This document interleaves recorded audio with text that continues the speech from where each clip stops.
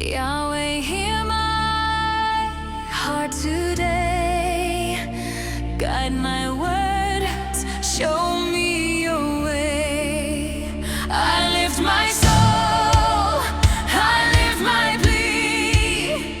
Let love flow as you decree.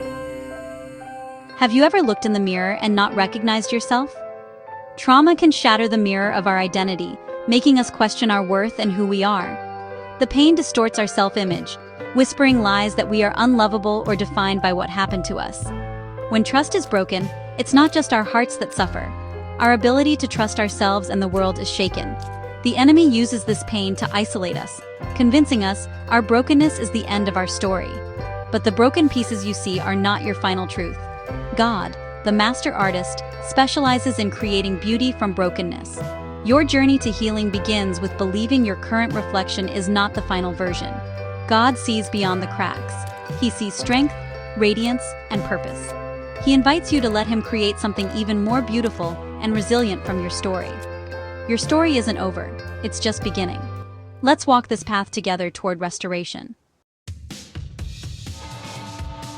There is nothing wrong with you. The ways you survived were signs of strength, not weakness. Your brain and body did what God designed them to do: protect you. Survival responses, freeze, fawn, fight, or flight, are not flaws, but God-given strategies. Instead of judging yourself, thank your body for getting you through. This shift from self-blame to self-compassion is the first step toward healing. Place a hand over your heart and say, I did what I needed to do to survive. I am not broken. I am a survivor. Let these words wash away shame. You are defined not by your scars, but by your strength and resilience. Your survival is a testimony, and God will build your healed future on that foundation. You are still here, still standing. That is victory. Let's move forward with compassion for ourselves. God's healing light is breaking through. Spiritual abuse happens when people use God's words to control or harm. This is not God's heart. He is not a controlling taskmaster, but a loving father. Control-based relationships use fear and power to dominate, leaving you feeling small and voiceless. Covenant relationships, God's design, are built on mutual love, respect, and safety. Healthy leaders serve and protect, not dominate. Understanding this difference helps you separate people's actions from God's character. God is your refuge and safe place. He weeps with you over the misuse of his name. He invites you out of control and into the freedom of his covenant. You are seen, valued, and fiercely protected by him.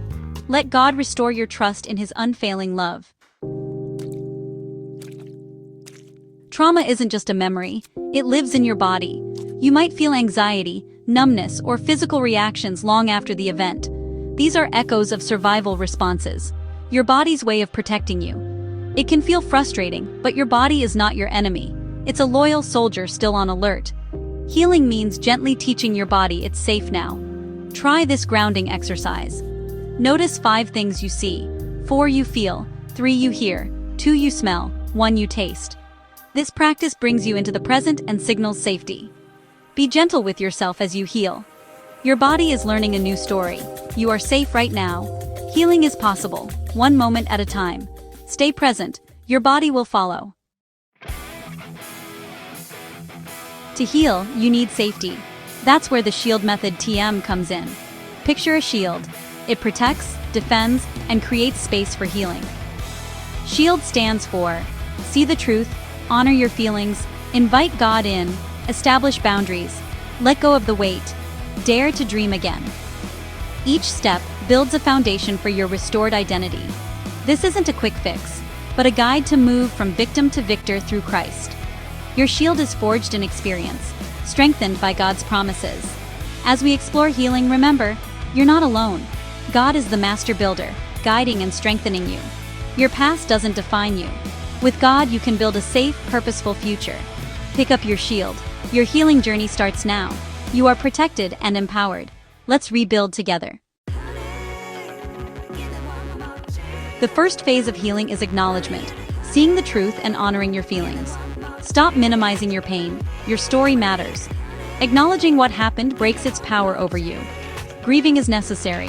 Mourn the losses, the innocence, the safety, the dreams. Tears are a holy release, not a sign of weakness. By honoring your feelings, you create space for God's comfort. Ask yourself, what truth have I avoided? What loss have I not grieved? Write it down or speak it aloud. I acknowledge my hurt. I give myself permission to grieve. This is your first brave step toward wholeness. You are reclaiming your power. God meets you in your honesty. Forgiveness is the next phase, letting go of the weight. Forgiveness isn't saying what happened was okay, or forgetting, or reconciling with unsafe people. It's releasing bitterness and anger so you can be free. Unforgiveness keeps you chained to the past. Forgiveness breaks that chain. It's a gift you give yourself, often a daily choice.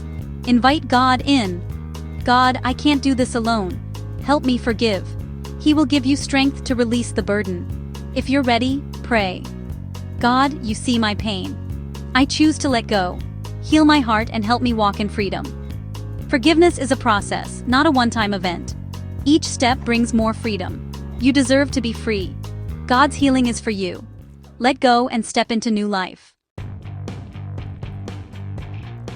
Now, build resilience. Establish boundaries and dare to dream again. Boundaries aren't walls. They're fences protecting what's valuable. Setting boundaries declares your worth and keeps you safe. People who respect you will respect your boundaries. As you set boundaries, you build a new foundation on God's truth, not past lies. Replace "I am unlovable" with "I am wonderfully made." Replace "I am damaged" with "I am a new creation." Surround yourself with truth and supportive community. You're not just surviving, you're thriving. Every boundary and truth you claim adds strength to your new life. The final phase is new beginnings, embracing hope and your future. The past is part of your story, but not the whole story. Now you look forward with hope, equipped with new tools and a deeper relationship with God. You may pursue new dreams or help others with your story.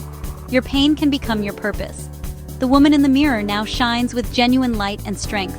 She is not who she was. She is refined, resilient, and compassionate. Her scars are reminders of God's restoration. This is your true identity in Christ.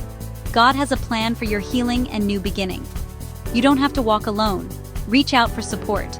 Replace shame with clarity, self-doubt with strength.